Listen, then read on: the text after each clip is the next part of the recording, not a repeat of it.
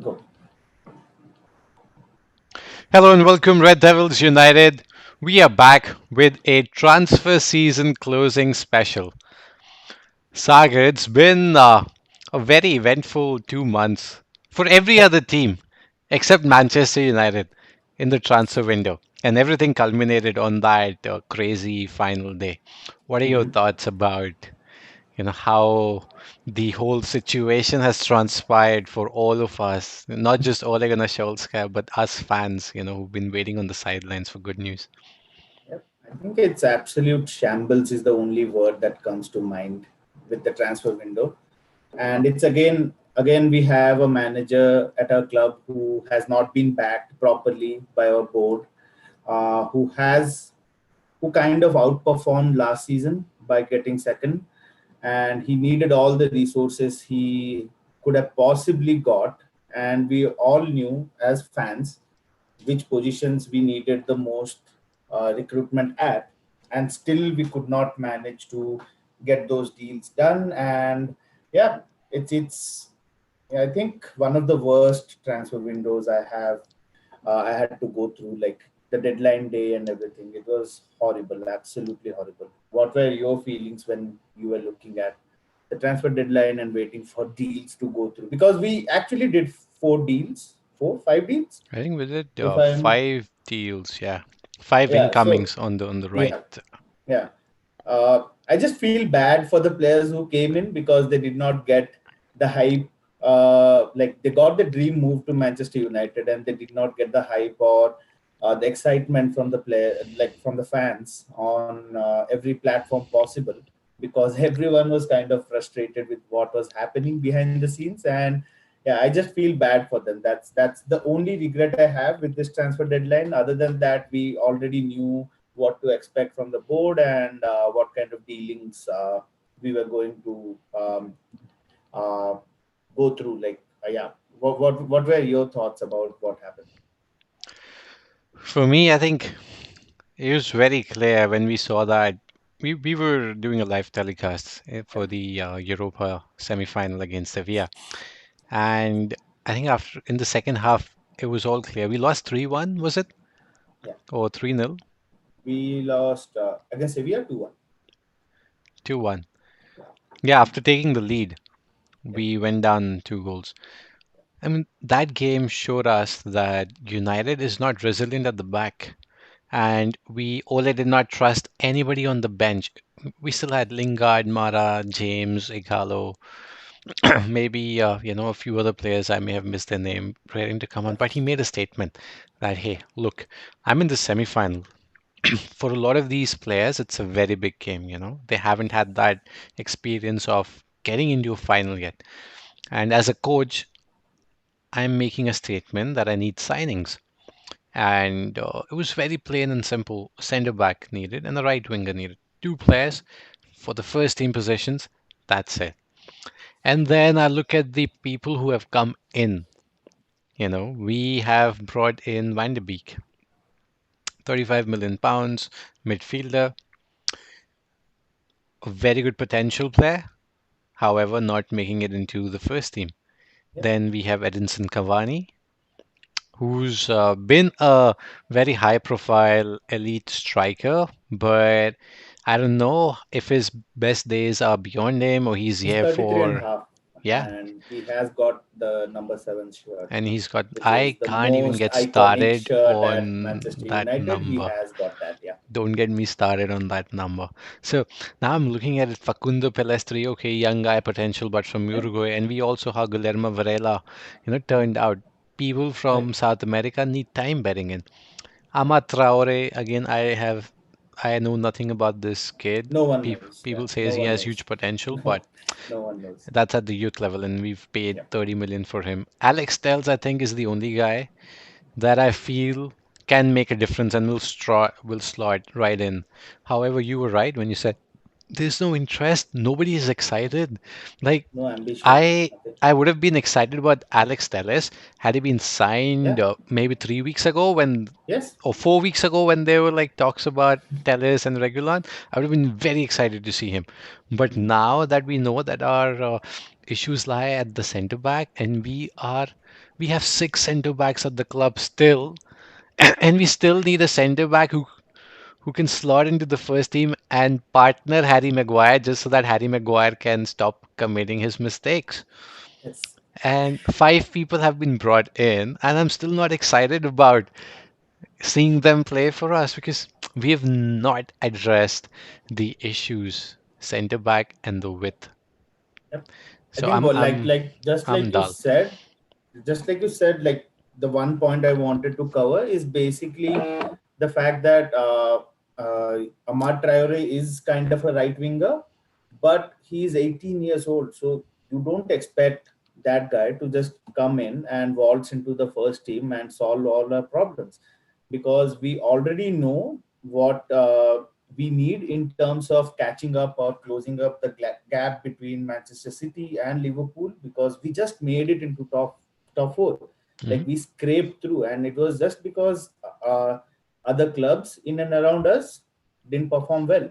And yeah, that's I think that's one thing to keep in mind. We wouldn't expect Traore or Pellistri to just come into the first team and solve all of Solskjaer's problems. And like you mentioned, Telles is someone which could have been done 3 weeks back, because he had like 8 months or 9 months remaining on his contract, and he was quoted to be around 20 million pounds, and we were haggling with them for to save 5 million, or possibly 5 to 6 million pounds, somewhere here or there. And we have finally announced him as a deadline day signing. That's I think is pathetic in terms of what we are doing as a club, the amount of deals that we are making. Cavani, like you said, for sure, he brings in a lot of experience to the front line. He, at 33 and a half, we wouldn't expect him to start a lot of games. But the fact that he has come into the club with a hefty wage, like close to, I think, 200K is what is being reported. And additionally, we provided agent fees as well, close to 8 to 10 million pounds. And not expecting 10 to 15 goals from Cavani would be unfair given the salary he's on. And he will definitely bring in a lot of experience, because a striker of that pedigree who has scored 400 odd goals at the highest level is someone you would want in your team. But I think he we got him 10 years too late. He was one of the world's best strikers during that period, but I don't think he will be solving a lot of problems for Solskjaer. It's just a backup for Igalo, who is going to leave in January. And it seems like we got another Ibrahimovic, maybe, who might have, who possibly will have some kind of influence in the dressing room. But yeah, apart from that, I don't expect anything from these signings. Again, like I said, I feel bad for these signings because they should be getting all the hype uh, from us fans, but they are not getting it because of the frustrations we have with the board and the signings or the transfer deals we have made. That's true, and the fact that the board came out with the gimmick of our new number seven, like nobody was excited about the Yeah. new number seven. People, I don't know who advises the board on these marketing campaigns. Like they are falling on deaf ears. One Yep. thing that I've noted is that nobody is happy, even on Man United's posts on Yes. YouTube, Instagram, Facebook, or Twitter. I have unfollowed Man United If you just across look all at the channels. number I've of views, unfollowed. it's appalling. Like the number of views Manchester United are getting on YouTube, or maybe the interactions they are getting on Twitter as well. I think it's kind of like you said, unfollowing United is one of the initiatives fans have taken. But I'm not sure what kind of impact that would have on the power or the hold that these board members or the management has on our club currently. No, I really request fans to please unfollow the club. It makes no sense to follow the club on social media because I feel the club, they closely follow their social media strategies. That is one of the Mm. avenues where they tap potential Yeah. fans, or potential purchases. People go in and buy jerseys, merchandise, or sponsor merchandise. Now, if we cut off that stream where people start deleting the app, people get off YouTube, like we can, look at Man United's videos and news through other portals now. It doesn't frankly make sense. Yeah, But correct. doing that or boycotting the social media will at least show the board that who are they engaging with? They are putting up content for nobody, Yes, right? They slowly and steadily that will make a difference, absolutely. and Yeah, it is important given that new age clubs are heavily reliant on social media to bring in new fans. And these are the days when Liverpool, City, even Arsenal, they've started making strides. They were having a party after getting Thomas Partey yep, yep, yesterday. yep, But for us, it's not the case. Everybody's lambasting United on the post. yeah, So I yeah, feel that can make a difference. I have done it. I have no intention of following United again. Frankly, I get yeah. more information of other people than through Yeah, United's for official sure. channel Yeah, these I days. think it's just they just push content, whatever they feel like, to keep the reactions within the fans as positive as possible. For instance, like showing up of goals we have scored in the past or something like that, and they just try and push their own agenda on Who social media cares? platforms. They put a Yeah, video it's of one absolutely Mata's crazy. 50 goals. I'm like, I don't care. He Yeah. struggled past 50 goals. Like, he's been a big part player in the last 3 years. Now you're celebrating all of a sudden his 50 goals.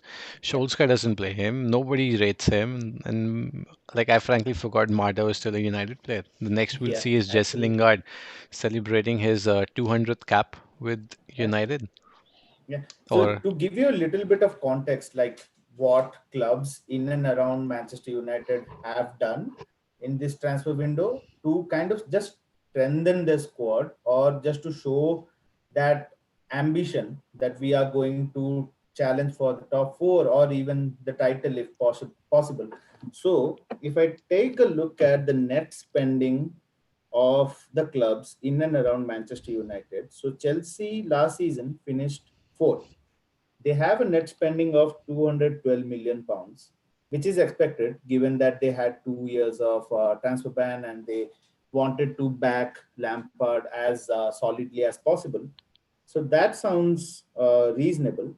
But City, who lagged behind Liverpool last season, have a net spending of 76 million. Like you said, Arsenal, who have showed much more ambition than us, they finished eighth, if I'm not wrong. Mhm, They have a net spending of 64 million, bulk of which comes from the signing of Thomas Partey. mhm. Everton, who I think finished bottom half of the table, right? They have a net spending of 63 million, and look what they are doing this season, Oh, like their getting the 63 million players. is well spent. Yeah, And like yeah, Everton managed to get a centre back. They managed to get a creative player who's yes, unlocked Dominic yeah, Calvert-Lewin's yeah, potential. mhm, And they have a foil in Richarlison and James Rodriguez now. Like yeah. they're both very prolific players. Yeah. The other interesting, the other clubs I wanted to cover is Liverpool, who won the title like I think 3 4 weeks before the end of the season. They have a net spend of 48 million. They have got in Thiago and Yota, if Hmm. I'm not wrong. Those two signings kind of show the intent they have towards reclaiming the title again or regaining the title again. And Tottenham, Jose Mourinho's side, who beat us, I just don't want to remind myself of that. They have a net spend of 50 million pounds. And Manchester United have a net spending of 36 million pounds. So that kind of shows where we are as a club, what kind of ambitions we have as a club, how much do we believe in Solskjaer. I'm not sure what's happening behind the scenes. Uh, I would have been much happier if you would have just gotten Sancho, even if not Sancho, maybe spend that money wisely and get reinforcements in the positions we needed. Maybe that would have been enough. And and this excuse of COVID-19 hampering the revenues coming from the club and not having the cash flow to actually invest in this transfer window, I don't believe that, because Arsenal are a club. who have fans who always have have been talking about their management and the lack of spending or the lack of ambition they have, and they this season have gone ahead and solidly backed Mikel Arteta. So that speaks volumes, and we as Manchester United fans are going to have a hard season. This one, That's the thing. Ole Gunnar Solskjaer talked about a cultural reboot yeah, in 2019 when we lost to Cardiff City in the yeah, final game of that season. I still yes, remember that dreadful end. I yeah, was like, okay, that season we had written it off, in the final 10 games itself because yeah, I think we lost each one of those games and there was yeah, yeah. no excitement left. Mhm. And he's like, I will outstay a lot of these players. Yep. The players who have left since 2019, Alexis Sanchez, Mhm. Romelu Lukaku, and am I missing someone? Smalling, I guess. Chris Smalling. Yes. Alexis Sanchez, Romelu Lukaku, and Chris Smalling have left. Yes. And the cultural reboot is still happening. We've handed out new deals to Namen Matic. Now, Matic, we all know is a good player. However, Yeah. he's not Yeah. one for the long term. Yep. Maybe he keeps experience in the dressing room, but I would But rather. still, kind of makes sense, right, to keep Matic. Yeah. Go on. But still, yeah, like that cultural reboot, I don't see it happening. And then we've seen clubs like Chelsea back Frank Lampard. Frank Maguire, 80 million pounds. I'm like, if Harry Maguire is 80 million pounds, we could have gone for other centre backs. But we kept on going with Harry Maguire. 4 weeks in, no news, but we are going in with the bid. 65, 70, 75. I'm like, they don't want any of those things. They just want 80 and get that sorted. Yep. Aaron Van Bissaka, we let the deal, like the Run negotiations forever. spread Yeah. out. Daniel James, like even his negotiation took time and then was announced as a youth courage and action. Like where's the courage? Where's Yeah. the action? We're getting in the youth, but the board shows no action. They're all Yeah. apathetic. Yeah. And then this season, after Ole achieved third place position, that was like our goal achieved for the season. Yeah. This is Yeah. the time when you go out and back him. Chelsea has Yeah. backed Lampard. Lampard Yeah. spent 212, given that 100 million pounds are from Eden Hazard's tail. But Yeah. still, like we could have spent our money so wisely, just a centre back and a right wing to provide width. And two first team signings would have made that difference. And Alex Telles wasn't that expensive. He could have been a Yeah. an add-on to it. I frankly True. don't see Van de Beek's transfer as exciting as well now because Yeah. Solskjaer's not playing him. So for me, Yeah. that fun of the I think transfer window is the gone. other thing to notice is also the fact that Van de Beek's signing went through in, I think, 3 days time, and I think most of it was because we had Van de Sar as their sporting director, and he and I think Oli were able to make that deal happen as quickly as possible. Like you said, Alex Telles, he was out of contract. He wanted to come to Manchester United. That deal could have been done, like finished 3 weeks back. Edinson Cavani, he was a free agent for 8 months. Yeah. No other club were looking at him. I think there were rumors were that he was linked to Inter Miami, and we Hmm. have got him and given him the number seven shirt. And I'm not saying that I'll not be backing Edinson Cavani when he comes onto the pitch for Manchester United, but the fact that, like you said, the vision, the backing that Solskjaer needed, we all knew that Solskjaer is not a great coach, but if you give him those resources, those ready-made players who are young, who want to play for the club, who have that kind of ambition to actually run through brick walls for him, he will be able to get those results as we have seen post lockdown, because we finished third, and I think he just maxed out. It was the maximum he could do with that squad, and again, now we have clubs in and around Manchester United who have strengthened. Where do you think Manchester United will finish? I think Man United is the new Everton. We'll be Yeah. there and thereabouts of top six, but then come end of the season, I don't see us anywhere near that top four right now. Yeah, Other clubs have yeah, shown more intent. They're well prepared. I see a yeah, structure that they have. I see the players playing to that structure. yeah, I don't see our players playing in a structure. Like, even if Ole has a high pressing structure, the players are not playing according to that tactic anymore. It's like, I don't know if the players have downed their tools or they're just not capable enough of that system, or if it's a mix of both. So for me, and I feel Oli is a very soft character, despite people saying, "Oh, Oli also has a hairdryer treatment and stuff." right, I don't think right, Oli has a say yeah, in that dressing room anymore. yeah, You bring in people yeah, like Cavani, Pogba, and other players who are earning more than Ole, and they've seen managers being sacked around them. They'll feel that, oh, Ole will be sacked, and these players will still be here because their yeah, contract keeps getting renewed. I mean, yeah. Luke Shaw is abysmal. Why he's still there? Yeah, I I have just have a no comment. idea. Uh, I just have a comment which has come in, which essentially reiterates what you were saying, and it says Oli is passive and has just relegation on his CV. So I think that's valid to consider because he looks really passive during the games, not actually being proactive on the sidelines. Like you said, I think it might be the case that the players have down tools. They are not confident enough. Uh, multiple reasons why us Manchester United fans are um, horrible at this point in time. Like nothing else to say.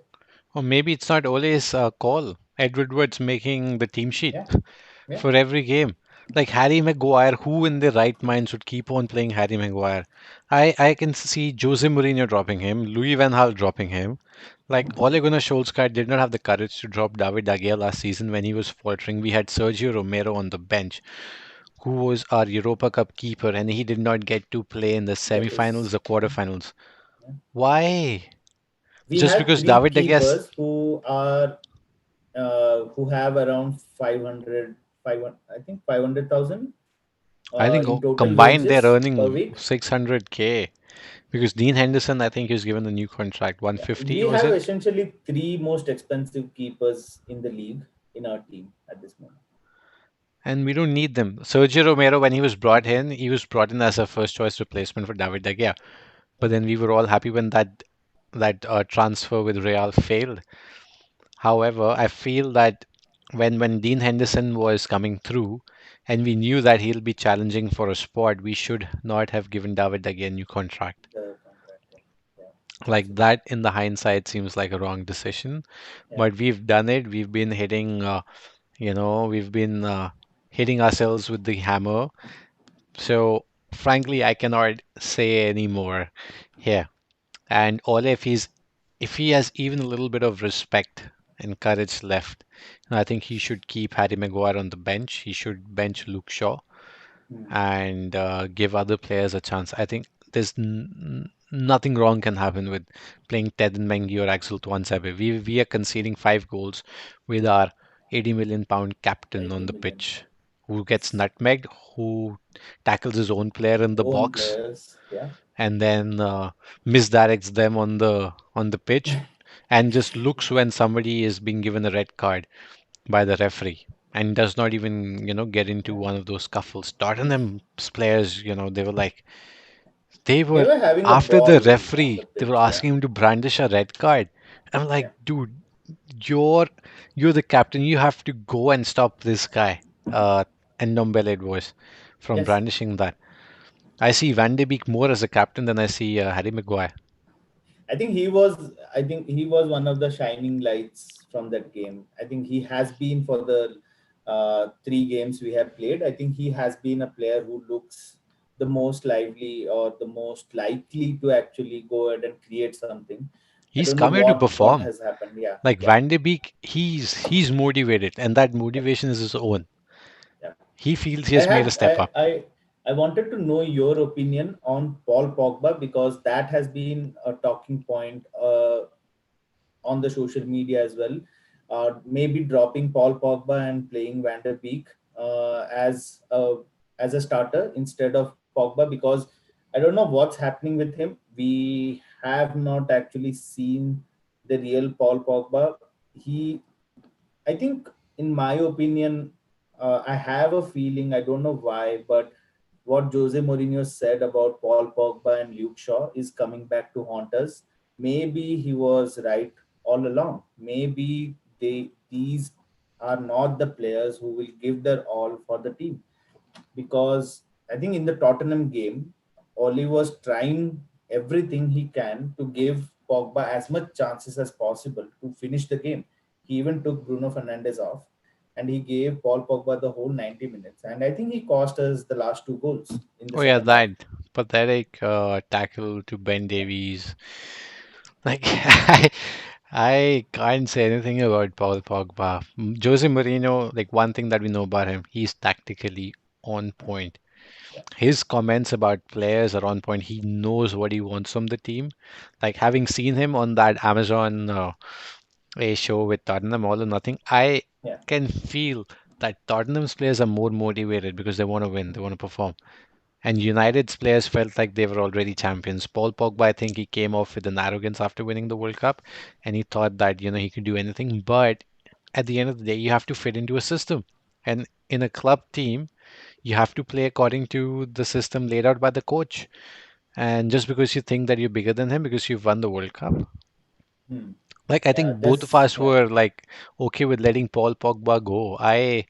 And then Ollie came and was like, "Oh, Paul Pogba's my kid. He's my son. I coached him in the when I was in the youth team and this and that." What? yeah, yeah, How did that even matter? And now we're giving more money to Paul Pogba to make him stay. Is yeah. Paul I Pogba does think not feel there's, competition.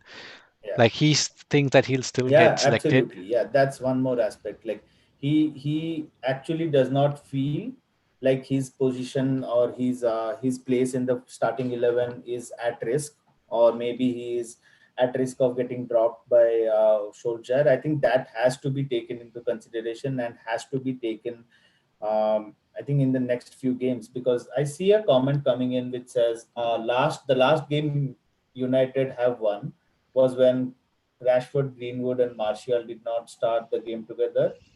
United have lost more games than one when these three starts. I'm not quite sure about that, because I think those three are the only outlet we have as a team. It's just the fact that we are not able to defend properly. I think last season we had one of the second least number of goals conceded after Liverpool. So we were effectively really good at the back, but I don't know what's happened. I think Harry Maguire, I think we lost him in Greece.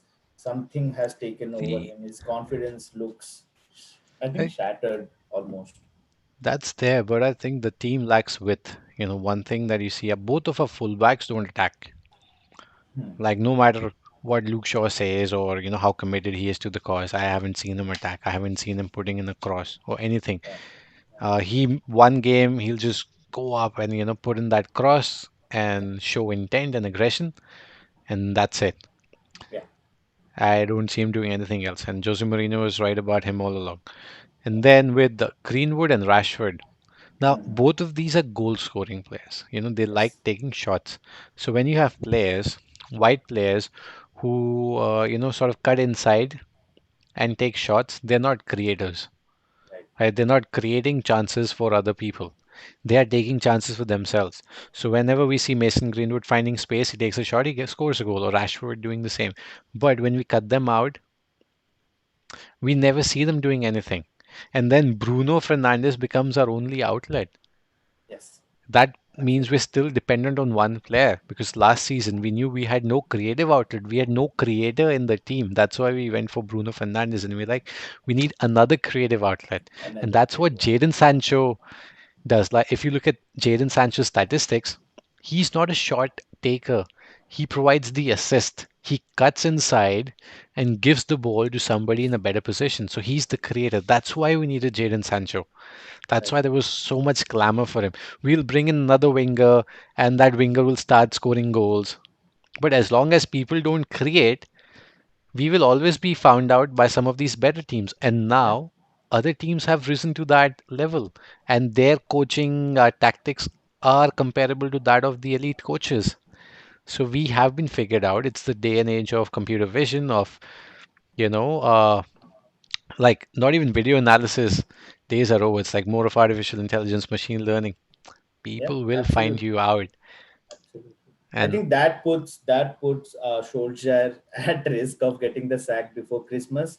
I think off stream we were discussing the fixtures we have going forward. If you can share the fixtures, that would I'm not confident of any one of those. so it's interesting. So uh, I don't know if I can share my screen, but I'll read out the fixtures. Our first game right after the not the winter break, sorry, the international break is against Newcastle away, 17th October. And I Yep. think Edinson Cavani will start because Martial is Marshall has a suspended three-game for ban. three Yeah. games. Yep.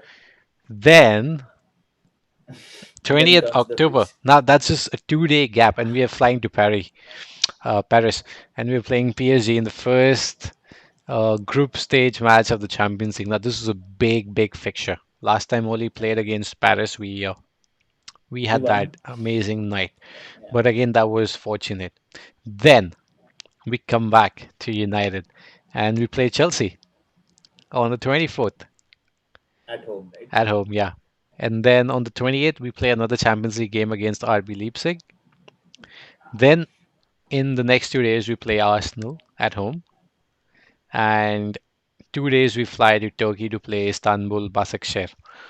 It does not get any better. It doesn't, like, if you are trying to find games where you can rest players, there is no game you can rest There's no players. game coming up. Right? Yep. And the team that's low on confidence, a team that has a captain that cannot direct or cannot show any command on the pitch and is being lambasted by other players on the pitch, if he's still there, we'll leak in goals. Kylian Yeah. Mbappe and Absolutely. Neymar, Mauro Icardi, they would look at Harry Maguire and they're like, dude, all three of us We can got get a hat chance tricks. of score, like, yeah. Every one of the front three can score hat tricks. And I feel It's going sad to for be. Oli here because he wanted players to fit into that system. He wanted width and he wanted some security. That's all he wanted. That's all he asked for Yeah. Yeah. from the board. And Absolutely.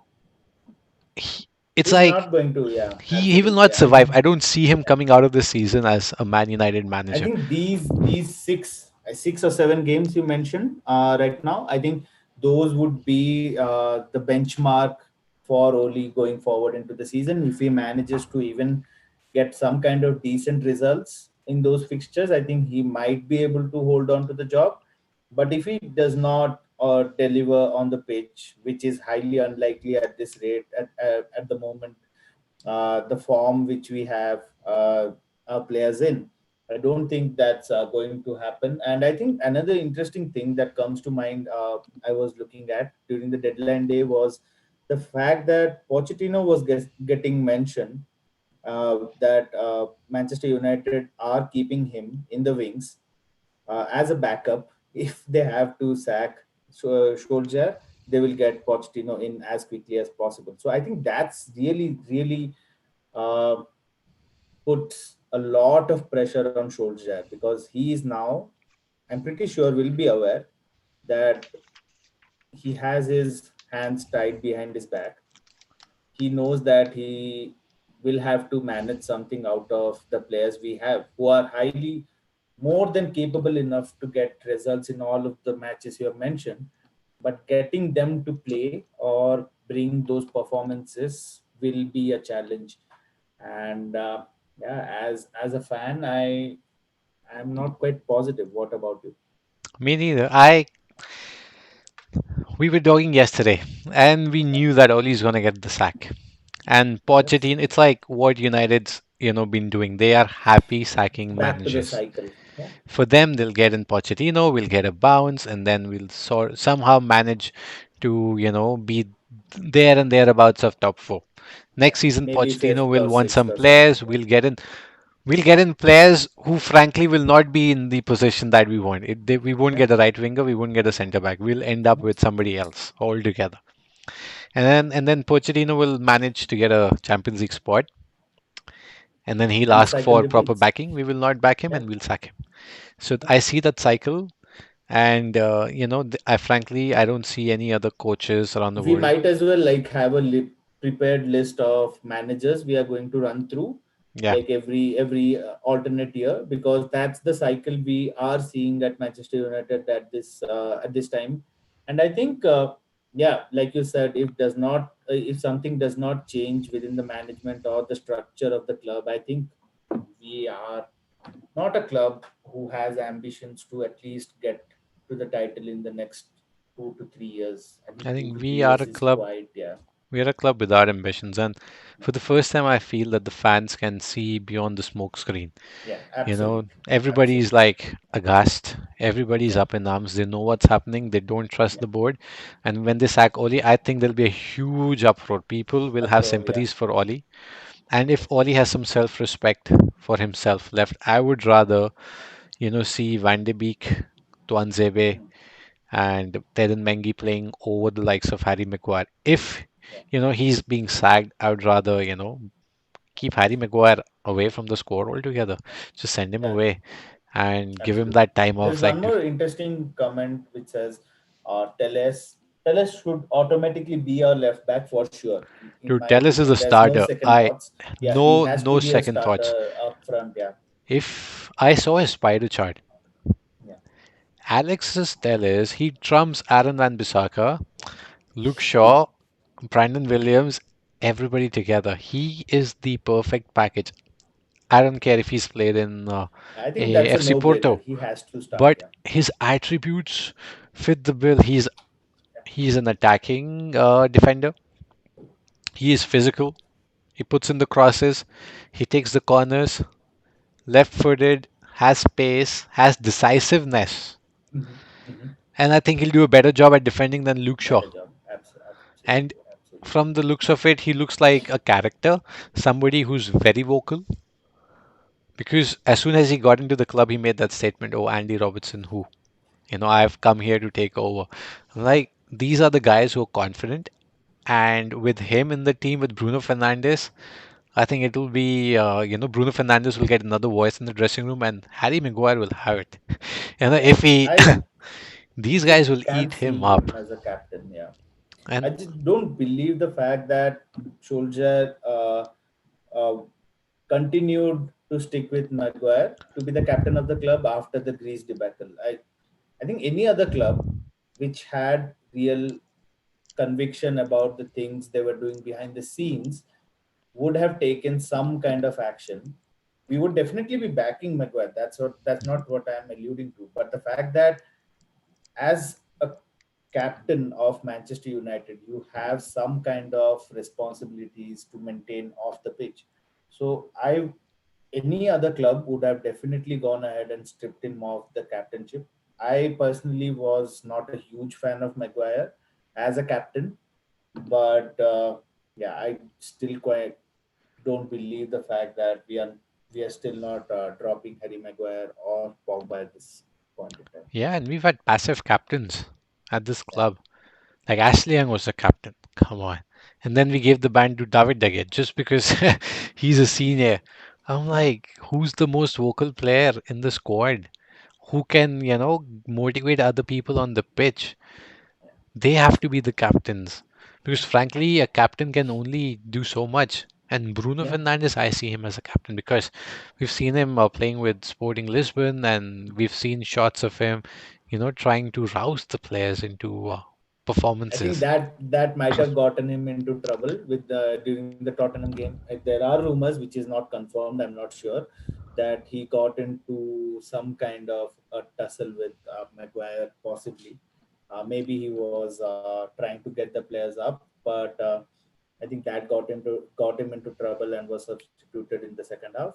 So No, it's I just the frankly, Harry Maguire goal. should be rattled looking at. He should be scared of Bruno, Yeah, And I think I have a feeling as soon as he sees Bruno's on the pitch, Harry Maguire would fall into line. yeah, yeah, And I want absolutely. Solskjaer to back Bruno rather than Harry Maguire. Yeah. Yeah, there's another comment which says buy Maguire, like Van Bissaka, buy Maguire or Lindelof and Telles should be our back four. Yeah, I kind of seem to agree. Maybe Maguire, maybe all along Lindelof was not the problem. Maguire was the problem, the root cause of all the goals we were letting in. But we all know that we don't have a second quality center back at this club at this point in time who can handle their own and get everyone together. I think This is a that's time when we can give chances to Teden Mengi. I mean, Louis Van yeah, Gaal yeah, played absolutely, Taylor absolutely. Blackett and Paddy McNair Yeah, for yeah, the entire season, and yes, Cameron Borthwick, Jackson, Guillermo Varela. Do you remember that backline yeah. we had? Oh, I yeah, mean, from the days of Patrice Evra, Gary Neville, or yeah. Rafael The Vidic, drop Rio off into Ferdinand, that team is and suddenly we had these unbelievable. players playing in the back. We still managed to do pretty well. Yeah, Like yeah, those teams were not losing games like Ole's team is losing despite having better name defenders. So there's a lot of work to be done in defense. And Ole, I don't see him as a defensive coach. I don't see him as a coach at all right now. yeah, yeah. And from the looks of it, I am like so I just sad don't and want to get to the point where we, as fans, all together say that we need to sack Solskjaer because we need. I don't see a point where we sack Solskjaer and things continue to change miraculously. Because even if we get a Pochettino in at this point in time, I don't think anything will change. Like we already discussed, it's the whole cycle that's going to continue, and it's us, the fans and the club as a whole, that's going to lose, and the board takes the money out, and yeah, well, they that'll profit happen. from it. Ollie is going. And his dream job or whatever, he's won trophies at Mulder. He Yeah, had plans and he has been let down by the board. Even if he gets sacked, people will sympathize with Ollie because they know it's the yeah. board that failed him and not Ollie that, Yeah. failed I us. really hope he comes out after his sacking, or even if he gets the sack, he really comes out and speaks his mind on some platform. I want him to. I I'll know give him that platform. it's not going to happen. I know it's I know it's not going to happen because he loves the club absolutely to bits, and he'll not do that. But yeah, That has I to think. happen. That has to happen. Ollie has to come out and say, What are some of your last thoughts before we wrap this up? for What do me, you I'm think? not excited about the Premier League this year. Yeah, Not at all. Five signings in. But the deadwood is still there. Marcus Rojo, Phil Jones, they are still Phil there. Jones. Sergio Romero, good keeper, but should have been let go on of early. We were making a stand in transfers when we know we these players have been classified as deadwood. Even then, we're like, no, you want this much money for them. We'll I'm keep like, them. dude, Yeah, you at one point you don't even need him, and then you say we won't sell him to you for less than this. You don't the have the wages they are power. on is incredible. Yeah, The wages. like you have to make an adjustment somewhere. You have to make the deal fruitful for the other party as well. Either Yeah, reduce the transfer fee so that they can afford the wages. But I heard rumors that we offered a pay cut to Jadon Sancho to come to United. I'm like, dude, why would that guy even come here? At Dortmund, he's playing with some of the best young talents in Europe. yeah. I In a think dressing it's. room that's like happy, in a league that's like easy, in a pressure-free environment, why would he come here? I So think I agree to the fact that it's going to be incredibly hard for us as fans to watch Manchester United. I think it's unless and until Solskjaer miraculously does something, gets the team to play outstanding, and we get into top four. I don't see that happening. And even if he gets the team into top four, I think he deserves a statue this time. yeah, despite all, and again that'll be, and then the board will be, Even their happier stance will that be justified. It's like he's on a cliff, Either it's a ways, he's on a double-edged cliff. sword. Yeah, Like then the board will be justified, like, oh, all this time we did not need players, right? brilliant signings we got in. Yeah, it was amazing work by the board. Ed Woodward will take all the praise, and next season again, it'll be the same story. We would need players, we won't get players. Yeah, Andres Pereira will return, Diego Dalot will return, and we won't be able to get rid of them. absolutely, So absolutely. I'm not Yeah, excited at all. Like, I hate to be negative about the season, just 3 games in, but everything points towards what's going to happen. And as fans, we can see that. As Solskjaer, I think he definitely sees that. That's why he wanted those players in, and our club has not done what's needed to change the direction. yeah, Solskjaer does well. Board takes the praise. Yeah, Team loses. Solskjaer gets the Solskjaer takes the blame. Yeah, fall. Like, even though I really want United to lose all of those fixtures after the break, and I want Harry Maguire to concede all of those goals so that the world will see what a dummy he is. But at the end of the day, we're still Man United fans, and I would just we will. Yeah, like for us to see at least beating PSG. That would that would make me happy. yeah, absolutely. But yeah, so Red Devils United, I think that's it from us and our rant around the transfers. You would have seen a lot of those rants across social media, across internet, Across. on the web. But yeah, we'd be happy to know from you. What do you think about Man United so far? The comments section is open up for your comments and feedback, and Yeah, we'll be coming out with more such videos in the future. Please spread the love for the channel, and until next time, take care. Tara, see you after the international break.